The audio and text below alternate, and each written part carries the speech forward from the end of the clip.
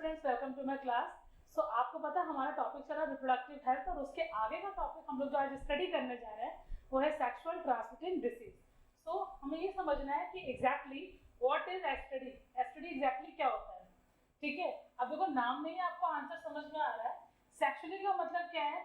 एक ऐसी डिसीज जो सेक्सुअल कांटेक्ट के आने से ही क्या हो रही है, ट्रांसमिट हो रही है। जब कोई भी कपल या कोई भी दो पीपल जब सेक्सुअली कांटेक्ट में आते हैं, ठीक है, तो अगर मेल की बॉडी में कोई भी डिसीज है, ठीक है, तो स्पर्म्स के थ्रू वो डिसीज फीमेल की बॉडी में क्या होती है, ट्रांसफर हो जाती है। तो ऐसी बीमारी है जो मेल टू फीमेल और फीमेल टू मेल एक दूसरे की बॉडी में ट्रांसफर हो रही है, तो उन डिसीजेस को हम लोग बोलते हैं सेक्सुअली ट्रांसमिटेड डिसीज, ठीक है। अब इसके तीन नाम है। इसको हम वेनरल डिसीज भी बोलते हैं, इसको हम रिप्रोडक्टिव ट्रैक्ट इन्फेक्शन भी बोलते हैं, आरटीआई। तो एग्जाम में जो आपको क्वेश्चन मिलेगा वो आरटीआई के नाम से भी मिल सकता है, क्योंकि सीधा सीधा क्वेश्चन तो आपको समझ में आ रहा है कि एसटीडी हमसे पूछा जा रहा है। बट अगर वो सेकंड फॉर्म में पूछ लिया गया कि व्हाट इज आरटीआई, तो वहाँ पे कंफ्यूज नहीं होना, हमें वहाँ पे भी एसटीडी को ही क्या करना है, एक्सप्लेन करना है, ठीक है। चलो भाई, अब ये डिसीज कैसी है? अब सेक्सुअली कांटेक्ट में आने से फैल रही है, तो इसको हम लोग क्या कहेंगे, इन्फेक्शियस भी बोलेंगे और कम्युनिकेबल भी बोलेंगे, क्योंकि कांटेक्ट में आने से क्या हो रही है, वन इन्फेक्टेड पर्सन टू, ठीक है, अनदर इन्फेक्टेड पर्सन क्या हो रही है, ट्रांसफर हो रही है। तो एक बंदे से दूसरे बंदे में क्या हो रही है, डिसीज ट्रांसफर हो रही है, ठीक है। तो याद रखिएगा, नॉर्मल पर्सन वो है जिसमें बीमारी जा रही है, ठीक है, जिससे जा रही है वो कैसा है, अपोगो इन्फेक्टेड पर्सन, ठीक है। सो जिसमें जा रही है वो हुआ हेल्दी और जो दे रहा है वो कैसा हो गया, आपका इन्फेक्टेड, ठीक। अच्छा भाई, अब ये डिसीज कब होगी?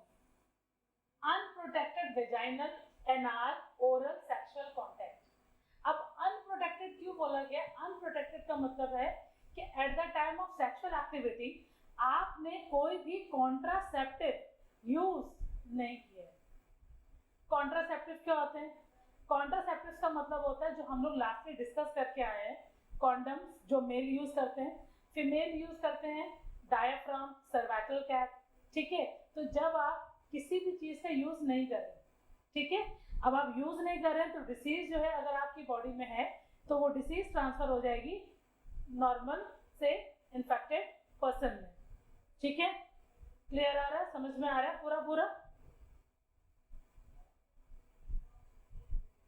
हाँ भाई, तो देखिए, तो सिंपल सी बात आपको समझनी है, during unprotected vaginal, anal, oral sexual contact से डिसीज क्या होती है, ट्रांसफर होती है, ठीक है। जितने भी लोग ये बोलते हैं कि सिर्फ और सिर्फ सेक्सुअल कांटेक्ट मतलब वेजाइनल सेक्स के थ्रू ही डिसीज ट्रांसफर होती है, ऐसा नहीं है। ओरल सेक्स के थ्रू भी डिसीज ट्रांसफर होती है और एनाल सेक्स के थ्रू भी डिसीज ट्रांसफर होती है, ठीक है। क्लियर है? तो ये पॉइंट्स आप याद रखिएगा कि डिसीज कैसे ट्रांसफर हो रही है, ठीक, इतना समझ में आ गया। देन अब आगे देखिए, तो सबसे पहले हमें करना क्या है, आप चाहते हो कि आपको सेक्सुअल ट्रांसमिटेड डिसीज ना हो, तो उसके लिए आपको एक रूल फॉलो करना है। पहला रूल ये है, यूज ऑफ कॉन्ट्रासेप्टिव,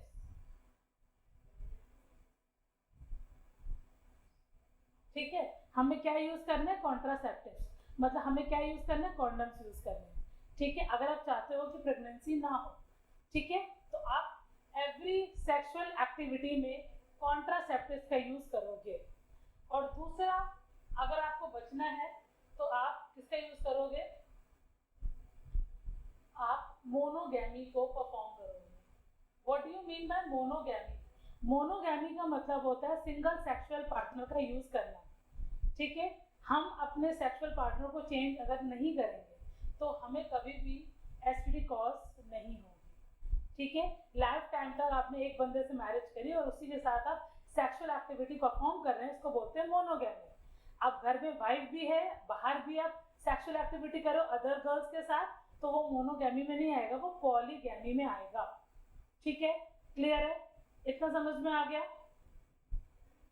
फिर आगे देखिए, सो एसटीडीज जो हैं हम उसको क्या करते हैं, easier to avoid than to treat। तो हमें कोशिश करनी चाहिए कि एसटीडी हमें कॉज ना हो, ना कि कॉज होने के बाद हम उसका ट्रीटमेंट ढूंढें।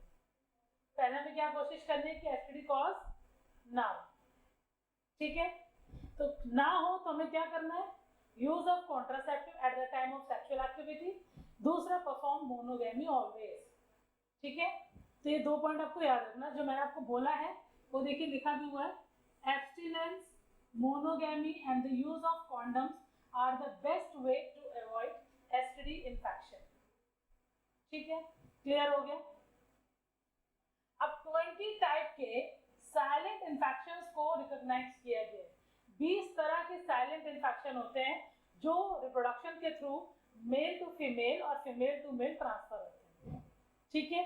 और इन्हीं इन्फेक्शंस को नाम क्या दिया गया, साइलेंट इन्फेक्शन, क्योंकि जब हम सेक्सुअल एक्टिविटी करते हैं तब ये इन्फेक्शंस हमारी बॉडी में एंटर कर जाते हैं, ठीक है, थ्रू सेक्सुअल पार्टनर। बट कभी भी सिम्टम हमें तुरंत नहीं दिखते, ठीक है। सिम्टम हमें दिखेंगे कब, 1-2 महीने बाद, ठीक है। अगर सपोज आपको एचआईवी का इन्फेक्शन हो गया, एचआईवी क्या होता है बच्चों, एचआईवी का मतलब होता है ह्यूमन इम्यूनो डेफिशिएंसी वायरस। इसका मतलब क्या है, एक ऐसा वायरस जो ह्यूमन की बॉडी में जाके ह्यूमन की इम्यूनिटी को क्या कर देता है, लो कर देता है, ठीक है। सारा खेल हमारी इम्यूनिटी का है। जितनी ज्यादा हमारी इम्यूनिटी स्ट्रांग होगी उतनी ही हमें कम डिसीजेस कॉज होंगी, ठीक है। तो ये सबसे पहले क्या करता है, डेफिशिएंसी का मतलब क्या होता है, कमी कर देना। तो ये वायरस हमारी बॉडी में जाके सबसे पहले हमारी बॉडी के इम्यून सिस्टम पे क्या करता है, अफेक्ट डालता है, हमारी इम्यूनिटी को कम कर देता है, तब जाके अपना इन्फेक्शन कॉज करना स्टार्ट करता है। तो इसके इन्फेक्शन को आप कभी कभी ऐसा भी होता है कि 1 साल लग जाता है इन्फेक्शन शो होने में, और 1 साल बाद पता चलता है कि आपको एचआईवी है, आपको एड्स है। एड्स एक बीमारी है जो कौन से वायरस की वजह से होती है, आप कहोगे एचआईवी, ठीक है। इतना क्लियर हो गया। अब सिम्टम क्या क्या है जब आपको एसटीडी होता है, सबसे पहले आपके बॉडी से इचिंग फ्लूइड डिस्चार्ज होगा आपके जेनिटल रीजन से। जेनिटल रीजन क्या होता है, फीमेल का जो जेनिटल रीजन है वो है वेजाइना, और मेल का जो जेनिटल रीजन है वो है पेनिस, ठीक है। अब इनसे जो भी फ्लूइड निकलेगा उसमें क्या कॉज होगी, इचिंग, ठीक है। क्या होगा, पेन, और क्या आएगी, सूजन। सो पेन, स्वेलिंग, इचिंग, ये सिम्टम होते हैं किसके, एसटीडी के, ठीक है। अब देखिए जेनिटल रीजन मैंने आपको बता दिया। मेल की बॉडी का जेनिटल रीजन कौन सा है, आपको होगा पेनिस। फीमेल का जेनिटल रीजन कौन सा है, वेजाइना, ठीक है। अब ऐसे कौन कौन से मेजर्स हैं जिससे हम एसटीडी को रोक सकते हैं। जितने पॉइंट्स मैंने आपको बोला है, avoid multi partner coitus. Coitus का मतलब क्या होता है, मेटिंग। कोइटस मींस मेटिंग, ठीक है, क्लियर है। मल्टी पार्टनर का मतलब क्या होता है, एक से ज्यादा लोगों के साथ सेक्सुअल एक्टिविटी को परफॉर्म कराना। जब हम एक से ज्यादा लोगों के साथ सेक्स करते हैं तब हमें एसटीडी होने की जो चांसेस है वो क्या होते हैं, इंक्रीज हो जाते हैं, ठीक है। दूसरा, क्या कॉज यूज करना चाहिए, कहोगे कोशिश करनी चाहिए कि जब हम प्रेगनेंसीज नहीं चाहते हैं तो हम कॉन्डम का यूज करें। जब हमें पता है कि हमें बेबी का फॉर्मेशन करना है, अब हमें बेबी चाहिए, तभी हम कॉन्डम का यूज ना करें। अदरवाइज ऑलवेज कॉन्डम का यूज करें जब भी हम सेक्सुअल एक्टिविटी को परफॉर्म करें, ठीक है। नेक्स्ट है, अगर आपको लगता है कि कोई प्रॉब्लम आपको हो रही है तो आप डॉक्टर से क्या करें, कंसल्ट करें। अगर बैक्टीरियल डिसीज होगी तो वो क्योर हो जाएगी, वायरल डिसीज होगी तो प्रॉब्लम क्रिएट हो जाएगी, ठीक है। क्योंकि एसटीडी जो हम पढ़ रहे हैं वो जरूरी नहीं कि वायरस ही कॉज करता है, बैक्टीरिया भी एसटीडी कॉज करते हैं, ठीक है। और 3 बैक्टीरियल डिसीजेस आपको पढ़नी है, आपके एग्जाम में से क्वेश्चंस पूछे जाएंगे, ठीक। यहाँ तक किसी को कोई भी डाउट है? कोई डाउट नहीं है?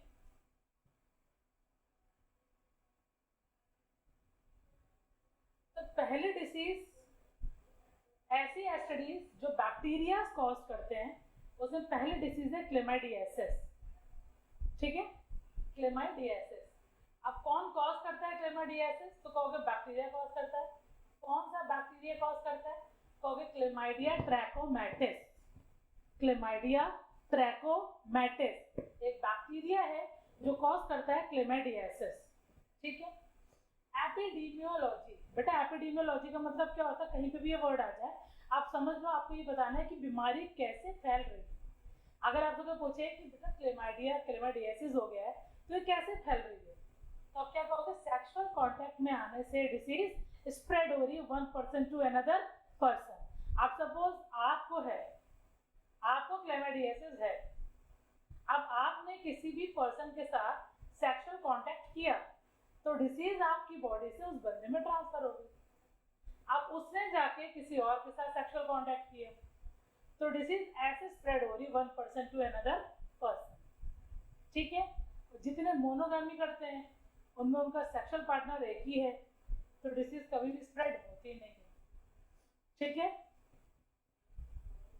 देखिए आगे, डिसीज स्प्रेड हो रही है सेक्सुअल कांटेक्ट के through with infected mating partner. जिसके साथ हम मेटिंग परफॉर्म करें उसी पार्टनर के थ्रू ही डिसीज क्या होगी? आपको स्प्रेड होगी। ठीक है, इतना क्लियर है? तो अगर आपसे कोई पूछे कि how STD is cause, STD कैसे कॉज होती है, तो क्या कहोगे? एसटीडी कॉज होती है इन्फेक्टेड पर्सन से हेल्दी पर्सन में। कौन से प्रोसेस के थ्रू होती है? आप कहोगे सेक्सुअल कांटेक्ट के थ्रू। ठीक है, क्या करना चाहिए कि एसटीडी ना हो? तो आप कहोगे सबसे पहले हमें कॉन्ट्रासेप्टिव्स का यूज करना चाहिए, लाइक कॉन्डम्स, लाइक डायाफ्राम। ठीक है, दूसरा काम क्या करना चाहिए? आप कहोगे मोनोगैमी को करना चाहिए, मीन्स हमारा जो पार्टनर है सेक्सुअली कॉन्टैक्ट पार्टनर वो एक ही होना चाहिए, एक से ज्यादा नहीं होना चाहिए। और फिर भी अगर आपको कोई डाउट लग रहा है तो हमें सबसे पहले किससे कॉन्टैक्ट करना चाहिए? हमारे डॉक्टर से। ठीक है, क्लियर? अब चलते हैं बच्चों आगे नेक्स्ट टॉपिक पे।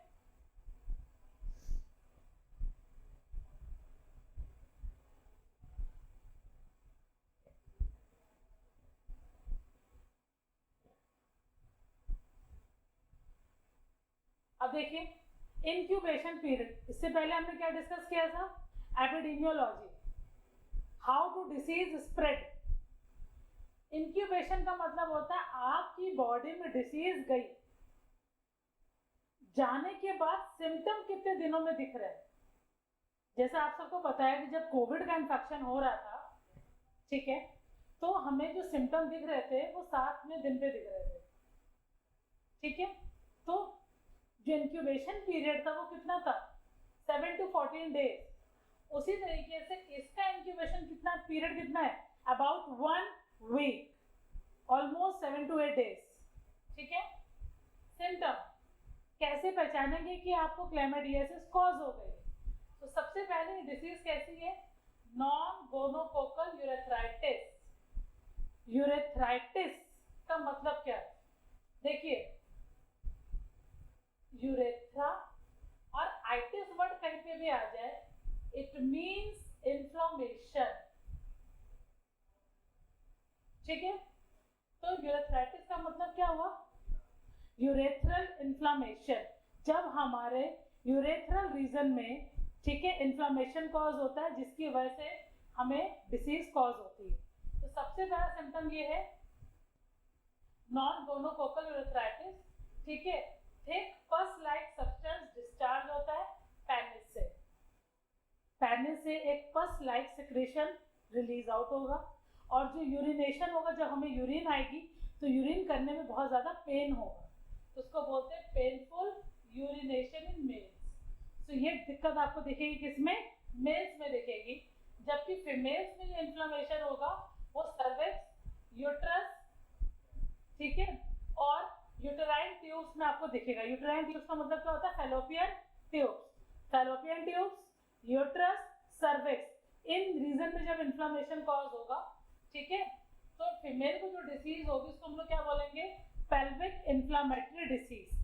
आप इसको पीआईडी क्यों बोलते हैं, देखो आपको अच्छे से पता है कि हमारा जो रिप्रोडक्टिव रीजन है, ठीक है, वो कहाँ लोकेटेड होता है, पेल्विक रीजन में, और ये जो डिसीज है वो कैसे डिसीज है, कहोगे रिप्रोडक्टिव डिसीज है, तो इसलिए इसको हम लोग क्या बोलते हैं, पीआईडी, पेल्विक इन्फ्लामेटरी डिसीज, जिसकी वजह से मेल और फीमेल में कौन सी प्रॉब्लम फेस करनी पड़ती है, आप कहोगे स्टेरिलिटी की। स्टेरिलिटी का मतलब क्या होता है, male and female both are not able to produce a child, means जब कोई भी कपल बच्चे प्रोड्यूस नहीं कर पाता है, उस एबिलिटी को, उस प्रॉपर्टी को हम लोग क्या बोलते हैं, स्टेरिलिटी। ठीक है, क्लियर है। अब थेरेपी में हम क्या करेंगे, एंटीबायोटिक्स का यूज करेंगे। कौन कौन से एंटीबायोटिक्स बच्चों, सबसे पहले है टेट्रासाइक्लिन, दूसरा है एरिथ्रोमाइसिन, और तीसरी है बेटा रिफैम्पिसिन। ये 3 एंटीबायोटिक्स हम देते हैं ताकि हम ये डिसीज को क्या कर पाए, क्योर कर पाए। ठीक है, तो बच्चों नेक्स्ट डिसीज है हमारी गोनोरिया। सो गोनोरिया क्या है, गोनोरिया को बेटा हम लोग क्लैप भी बोलते हैं। कौन कॉज करता है, कहोगे ग्राम नेगेटिव बैक्टीरिया कॉज करता है। ठीक है, ग्राम नेगेटिव बैक्टीरिया। सो बच्चों ग्राम नेगेटिव क्या होता है, आपने क्लास 11 में 2 तरह के बैक्टीरिया पढ़े होंगे, एक होते हैं ग्राम पॉजिटिव बैक्टीरिया और एक होते हैं ग्राम नेगेटिव बैक्टीरिया। ठीक है, अब जो ग्राम पॉजिटिव होते हैं और जो ग्राम नेगेटिव होते हैं उसमें थोड़ा सा मेजर क्या है डिफरेंस आपको देखने को मिलेगा। ग्राम पॉजिटिव वाले में जब हम कभी भी स्टेनिंग करते हैं तो हमने एक बार स्टेनिंग कर दी, ठीक है, देखो 2 तरह के बैक्टीरिया होते हैं, सर्कुलर शेप होते हैं जिसको बच्चों हम लोग बोलते हैं कोकाई, और एक हमारे रॉड शेप होते हैं जिसको हम लोग बोलते हैं बेसिलाई। ये 2 तरह के बैक्टीरिया होते हैं। तो जितने भी कोकाई वाले होते हैं वो ग्राम पॉजिटिव होते हैं और जो बेसिलाई वाले होते हैं वो ग्राम नेगेटिव होते हैं।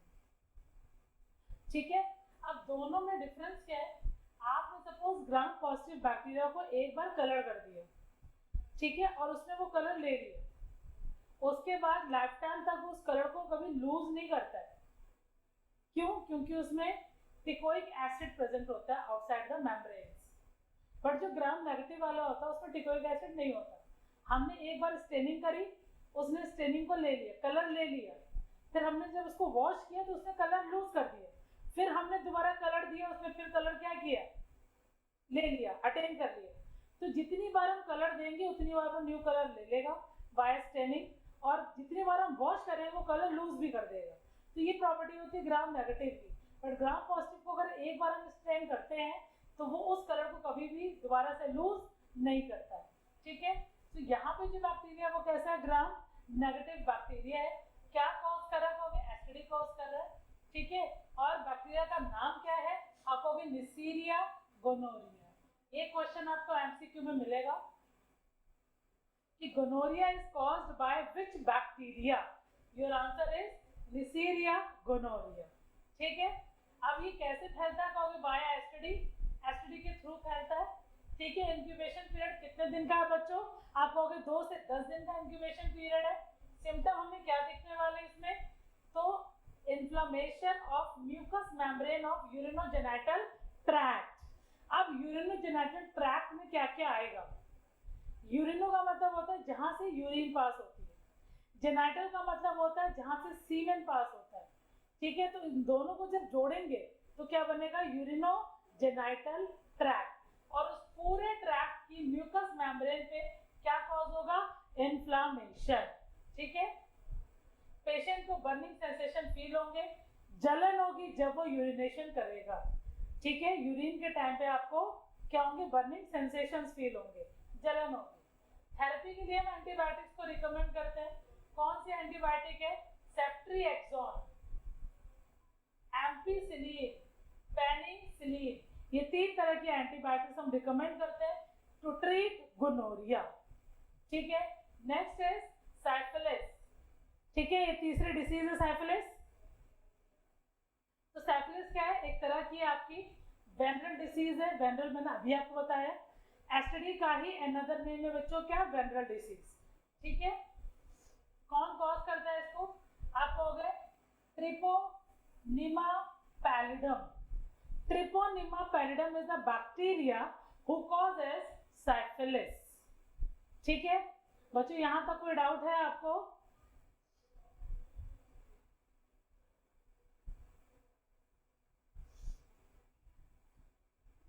देखिए आगे। तो सबसे पहला पॉइंट तो आपको क्लियर हो गया है कि डिसीज कौन सा बैक्टीरिया कॉज करता है, कहोगे ट्रिपोनेमा पैलिडम। ठीक है, अगली चीज आपको पढ़नी है एपिडेमियोलॉजी। तो डिसीज कैसे स्प्रेड हो रही है? थ्रू सेक्सुअल कॉन्टैक्ट, ठीक है, या कह सकते हो थ्रू मेटिंग पार्टनर।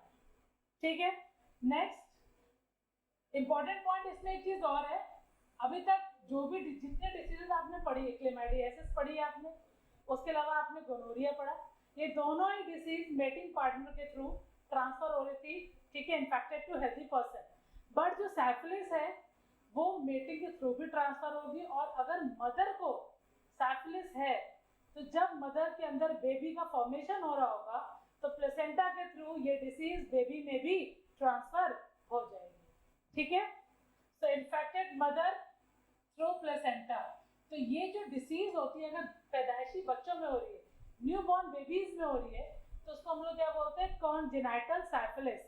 ऐसी डिसीज जो हमें बाय बर्थ अपने पेरेंट्स के थ्रू मिली है उसको बोलते हैं कॉन्जेनाइटल डिसीजेस। कौन सी डिजीज मिल रही है? कहोगे साइफिलिस। ठीक है, इंक्यूबेशन पीरियड बच्चों कितना है इसका? आप कहोगे 3 वीक है। सिम्टम्स हमें क्या दिखेंगे? तो सिम्टम्स इसके 3 स्टेजेस में कंप्लीट होते हैं। सबसे पहली इसकी प्राइमरी स्टेज जो कि स्टार्टिंग के 6 वीक तक चलेगी, 1 to 6 वीक। ठीक है, अब इसमें होगा क्या? इसमें जो स्किन होगी वो बहुत ज़्यादा हार्ड हो जाएगी, ड्राई हो जाएगी, और बैक्टीरिया फिल्ड सोर हो जाएंगे। सोर का मतलब क्या होता है? छोटे छोटे से छाले हो जाएंगे, और उन छालों को बच्चों हम लोग क्या बोलेंगे? कैंकर। जो हमें कहाँ दिखेंगे? हमारी बॉडी की जेनिटेलिया रीजन में। जेनिटेलिया रीजन मैंने आपको अभी एक्सप्लेन किया है, फीमेल की बॉडी में है जेनिटेलिया रीजन वेजाइना, मेल की बॉडी का जेनिटेलिया रीजन है आपका पेनिस। ठीक है, सो 90% केसेस में जेनिटेलिया रीजन में हमें कैंकर दिखना स्टार्ट हो जाता है। ठीक है, क्लियर? उसके अलावा कहाँ कहाँ पे आपको सोर दिखेंगे? आप कहोगे लिप्स पे और फिंगर्स पे। इफेक्ट कितना होगा? सिर्फ 10%। ठीक है, फिर आती है सेकेंडरी स्टेज जो कि 3 से 8 हफ्तों की है। इसमें क्या होंगे? जो छोटे छोटे से सोर्स थे वो मल्टीपल लैशेस में कन्वर्ट हो जाएंगे। ठीक है, अभी आपको जो दाने दिख रहे थे वो सपोज आपको 3, 4 या 5 दिख रहे थे, अब आपको मल्टीपल दिखेंगे, मतलब बहुत सारे दिखेंगे। पूरी स्किन आपकी रेडनेस कॉज हो जाएगी और इसमें बारीक बारीक से बहुत सारा दाने हो जाएंगे। उसको हम लोग बोलते हैं मल्टीपल लेशंस। ठीक है, कहाँ होंगे? Mucous membrane of the lips, mouth and genitalia region. अब लिप्स की इनर लाइनिंग में आप देखोगे हमारी जो रीजन होता है, हमें प्यास लगती है, हमें पता है कि हमें प्यास लगी है, बट कभी भी हमारा मुंह इंटरनली ड्राई नहीं होता है, क्योंकि हमारे गालों में, लिप्स के इनर रीजन में क्या होती है? म्यूकस मेम्ब्रेन होती है, एक चिपचिपी सी लेयर होती है जो हमेशा क्या करती है? वेट रहती है। तो उस रीजन पे आपको इन्फेक्शन देखने को मिलेगा। ठीक है, lips, mouth and genitalia region. उसके अलावा टंग में पैचेस पड़ जाते हैं, वाइट वाइट पैचेस हो जाएंगे, चिक्स में पैचेस हो जाएंगे और गम्स में पैचेस हो जाएंगे। ठीक है, लो ग्रेड फीवर होगा, हल्का हल्का आपको बुखार आना स्टार्ट हो जाएगा, और आपको आपकी जो भूख है वो बच्चों बहुत ज्यादा क्या हो जाएगी? कम हो जाएगी। Loss of appetite. क्लियर? समझ में आया? तो याद रखिएगा यहाँ पे जो दाने हैं वो हल्के फुल्के हैं। ठीक, सेकेंडरी स्टेज में दानों का जो अमाउंट है वो बहुत ज्यादा हो जाएगा, मल्टीपल हो जाएगा। कहाँ कहाँ दिखेंगे? आप कहोगे लिप्स की म्यूकस मेम्ब्रेन में, चिक्स की म्यूकस मेम्ब्रेन में और जेनिटेलिया रीजन की म्यूकस मेम्ब्रेन में। उसके अलावा आपको इसका इफेक्ट क्या दिखेगा? टंग्स में, चिक्स में, गम्स में पैचेस हो जाएंगे। ठीक है, हल्का फुल्का हमें बुखार आएगा और हमारी जो भूख है वो बहुत ज्यादा कम हो जाएगी। ठीक है, और तीसरी स्टेज है बेटा टर्शरी स्टेज। इसमें क्या होगा? बैक्टीरिया जो है वो स्प्रेड होगा, जो डिसीज है वो स्प्रेड होगी, हमारी बॉडी के इंटरनल ऑर्गन्स तक पहुंच जाएगी। ठीक है, अभी तो जेनिटेलिया रीजन में है, लिप्स में, माउथ में, और जब टर्शरी स्टेज आएगी तो डिसीज आपको दिखेगी, हार्ट तक पहुंचेगी, ब्रेन तक पहुंचेगी, जिसकी वजह से पेशेंट को पैरालिसिस का या फिर मेंटल डिसऑर्डर की प्रॉब्लम क्रिएट हो जाती है। ठीक है, तो जब ये डिसीज हमारे नर्वस सिस्टम पे अटैक करेगी, ठीक है, तब इसको हम लोग बोलते हैं neurosyphilis. Neuro means neurons, neurons किसका पार्ट है आपको, नर्वस सिस्टम का, ठीक है। फिर आगे लार्ज साइज सोर। अब जो सोर है मतलब जो आपके छाले हैं वो बहुत ज्यादा बड़े बड़े हो जाएंगे, जैसे फोड़े होते हैं बिल्कुल वैसे हो जाएंगे, ठीक है।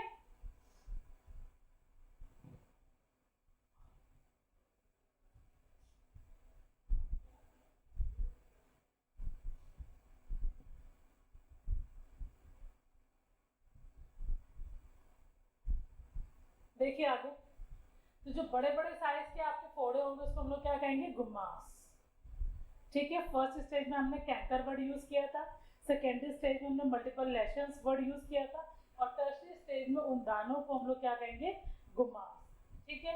ये आपको स्किन के ऊपर दिखेंगे। इवन ये जो आपका थर्ड जो आपकी टर्सरी स्टेज है, इसमें जो बैक्टीरिया है वो प्लेसेंटा के थ्रू मदर से बेबी की बॉडी में क्या होगा, ट्रांसफर हो जाएगा, ठीक है। थेरेपी में हम क्या क्या रिकमेंड कर रहे हैं आपको, अगर एंटीबायोटिक्स रिकमेंड करेंगे, कौन सी होगी, दो, फर्स्ट है टेट्रासाइक्लिन और दूसरी है आपकी पेनिसिलिन। तो सबसे ज्यादा जो एंटीबायोटिक्स रिकमेंड की जाती है वो है टेट्रासाइक्लिन और पेनिसिलिन, ठीक है। तो अभी हमने जो एसटीडी पढ़ी है वो कौन कॉज कर रहा था, बैक्टीरिया। अब ये जो एसटीडी है वो कौन कॉज कर रहा है, वायरस, एड्स और हेपेटाइटिस बी। ये दो डिसीजेज हैं जो वायरस के थ्रू होती हैं और ये भी ट्रांसफर होती है सेक्सुअल कांटेक्ट के थ्रू, ठीक है। पर इसका जो मेन डिस्क्रिप्शन है वो आपको मिलेगा human health and disease chapter में, तो इसकी ब्रीफिंग बच्चों हम वहां पढ़ेंगे, ठीक है।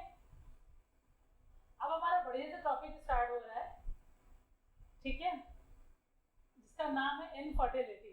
So what is infertility? Infertility क्या है? इनफर्टिलिटी एक ऐसा प्रोसेस है जिसमें जो कपल है वो यंगर्स का फॉर्मेशन करने के लिए एबल नहीं है, बच्चे पैदा नहीं हो रहे, तो उस प्रॉपर्टी को हम लोग क्या बोलते हैं, इनफर्टिलिटी। डेफिनेशन देख लीजिए, infertility is the inability to conceive और produce children even after 2 years of unprotected sexual contact, sexual habitation. मतलब आप जो सेक्सुअल एक्टिविटी कर रहे हो, ठीक है, उसमें आप किसी भी कॉन्ट्रासेप्टिव का यूज नहीं कर रहे हो, मीन्स कॉन्डम्स का यूज नहीं कर रहे हो, तो भी आपके बच्चे नहीं हो रहे हैं, तो उस प्रॉपर्टी को बच्चों हम लोग क्या बोलते हैं, इनफर्टिलिटी। इस चैप्टर से, इस टॉपिक से सबसे ज्यादा क्वेश्चन जो आपको मिलेंगे वो इनफर्टिलिटी वाले टॉपिक से मिलेंगे, ठीक है। और जितने भी आपको यहाँ पे टर्म्स दिख रहे हैं स्क्रीन पे, आप याद रखिएगा ये सारे टर्म्स का एक्सपैंड 5 नंबर में आता है, ठीक है। जैसे आपको दे दिया जाएगा गिफ्ट, तो आपको एक्सपैंड लिखना है, इसका गिफ्ट का फुल फॉर्म क्या है, गैमीट इंट्राफैलोपियन ट्रांसफर। तो फुल फॉर्म सबसे ज्यादा पूछे आते हैं 5 मार्क्स में, तो जरूर पढ़ के जाइएगा इसका एक्सपैंड, ठीक है। तो हमने किया क्या, अब जितने भी लोगों को इनफर्टिलिटी की प्रॉब्लम है, उस प्रॉब्लम को ठीक करने के लिए हम कौन सी टेक्निक लेकर आए, तो उस टेक्निक का नाम है हमारा ART। ART का मतलब क्या, असिस्टेड रिप्रोडक्टिव टेक्नोलॉजी, ठीक है। और इसी टॉपिक के अंदर हमारा आता है IVF, जिसको हम पढ़ेंगे इन विट्रो फर्टिलाइजेशन, और ET जिसको हम पढ़ेंगे एम्ब्रियो ट्रांसफर।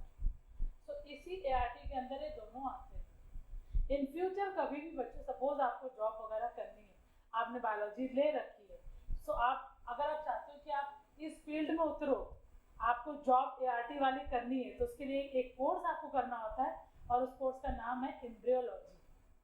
जब आप एम्ब्रियोलॉजी की स्टडी करोगे, ग्रेजुएशन करोगे, डिग्री लोगे उसकी, तब जाके आपको ART की जॉब्स मिलेगी आपको सारे इनफर्टिलिटी सेंटर्स में, जहाँ पे टेस्ट टू बेबी प्रोसेस होता है या जहाँ पे IVF को परफॉर्म किया जाता है, वहाँ पे उन्हीं लोगों को रखा जाता है जो एम्ब्रियोलॉजी करके आते हैं, ठीक है। तो सबसे पहले टेक्निक बच्चों जो ART के अंदर हम पढ़ेंगे वो है आर्टिफिशियल इंसेमिनेशन टेक्नोलॉजीज। सो आर्टिफिशियल इंसेमिनेशन क्या है? आर्टिफिशियल का मतलब क्या है कि ये प्रोसेस जो है इंजेक्शंस के थ्रू परफॉर्म हो, कहीं पे भी नेचुरल वर्ड आ जाए, नेचुरल इंसेमिनेशन हो रहा है मतलब पेनिस के थ्रू सीमेन फीमेल की बॉडी में ट्रांसफर हो रहा है, तो ये नेचुरल इंसेमिनेशन हो गया। आर्टिफिशियल इंसेमिनेशन हो रहा है, इसका मतलब क्या है इंजेक्शंस के थ्रू सीमेन को हम फीमेल की बॉडी में क्या करेंगे, इंट्रोड्यूस करेंगे। तो इस प्रोसेस को क्या बोलेंगे, आर्टिफिशियल इंसेमिनेशन टेक्नोलॉजीज। ऐसी टेक्नोलॉजी जिसमें हम मेल का जो सीमेन है फीमेल की बॉडी में इंजेक्शंस के थ्रू ट्रांसफर करेंगे उसके रिप्रोडक्टिव रीजन में। तो उसको हम लोग क्या बोलते हैं, आर्टिफिशियल इंसेमिनेशन। क्लियर है? अगला है इन विट्रो फर्टिलाइजेशन। ठीक है, अब इन विट्रो फर्टिलाइजेशन में क्या होता है, इन विट्रो कहीं भी वर्ड आ जाए इसका मतलब होता है कि हम लेबोरेटरी की बात कर रहे हैं। किसकी बात कर रहे हैं, लेबोरेटरी की। लेबोरेटरी में क्या चीजें यूज होती हैं, टेस्ट ट्यूब यूज होता है। ठीक है, तो हमने क्या किया इन विट्रो फर्टिलाइजेशन के लिए, मतलब नेचुरली ये प्रोसेस एक कपल की बॉडी में नहीं होता, मतलब जिस टाइम पे ओवम और स्पर्म को मीट करना चाहिए वो टाइम कहीं ना कहीं डिफर हो रहा है। तो उस केस के लिए हम करेंगे क्या, जो कपल है, ठीक है, हमारे पास एक कपल है, हमने मेल की बॉडी से इंजेक्शंस के थ्रू क्या कर लिया, स्पर्म को ले लिया। फीमेल की बॉडी से हमने क्या कलेक्ट कर लिया बेटा, हमने ओवा कलेक्ट कर लिया, और फिर हम उसको टेस्ट ट्यूब के अंदर रिएजेंट्स के प्रेजेंस में डालेंगे और दोनों सेल्स आपस में फ्यूज करेंगे और टेस्ट ट्यूब के अंदर क्या बन जाएगा हमारा, आप कहोगे जाइगोट। ठीक है, तो जब ये प्रोसेस बॉडी के बाहर होता है, लेबोरेटरी में परफॉर्म होता है, तो उसको हम लोग क्या बोलते हैं, इन विट्रो फर्टिलाइजेशन। ठीक है, फिर हम क्या करेंगे, अभी हमारा जाइगोट बन गया, अब जाइगोट को हम ग्रो कराएंगे अप टू 16 सेल स्टेज। ठीक है, जैसे जाइगोट ने डिवाइड किया तो एक है सेल, इसने डिवाइड किया 1 से 2, देन 2 से 4, देन 4 से आप कहोगे 8, और देन 8 से 16 सेल्स। अब इस 16 सेल स्टेज को बच्चों हम लोग क्या बोलते हैं, इसको हम लोग बोलते हैं मोरुला। ठीक, तो यहाँ तक हमने प्रोसेस कहाँ कराया, कहोगे लेबोरेटरी में कराया, और उसके बाद हमने इसको उठाया और फीमेल के फैलोपियन ट्यूब्स में ट्रांसफर कर दिया। कहाँ ट्रांसफर कर दिया, फीमेल के फैलोपियन ट्यूब में। अगर हम इसको फीमेल के फैलोपियन ट्यूब में ट्रांसफर करेंगे, ठीक है, तो इस प्रोसेस का नाम क्या पड़ गया, बताओ, ZIFT, zygote intra fallopian transfer.